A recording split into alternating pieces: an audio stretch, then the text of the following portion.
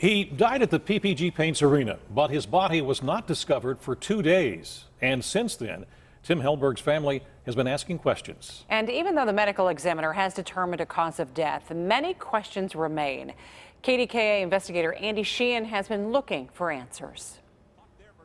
On October 5th, Tim Hellberg, working as a sound technician for AT&T Sports during the Pancake game, told co-workers he was in pain and had to leave. 2 days later, on October 7th, his body was found inside a Locke family bathroom on the arena's third-floor concourse. It appears Hellberg had been in that bathroom undiscovered for more than 40 hours.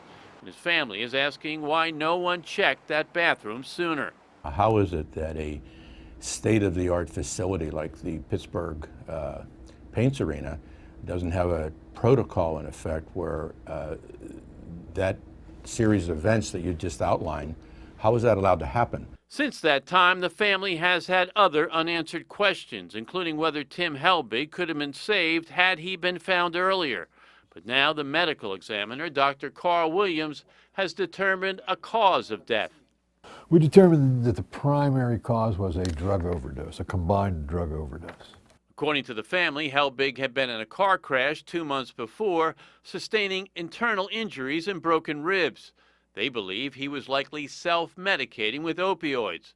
Their attorney, Keith McMillan, says they're concerned Hellberg could have survived had someone discovered him that night and administered the opioid blocker Narcan.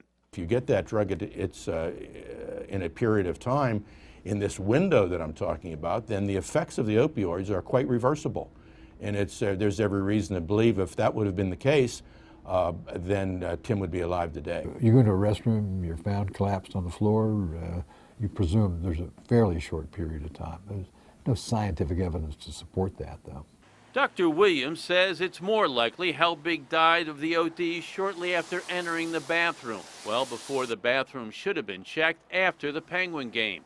But he says determining the time of death, especially in this case, is a medical uncertainty. It's always some sort of a guess, and the further you get away from the time of death, the more uncertain it becomes. For its part, ASM Global, which manages the arena, had little to say about Hellberg's death or its procedures in checking the facility after events.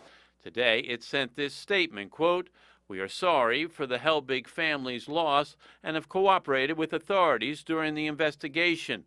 As this is a legal matter, we cannot comment further."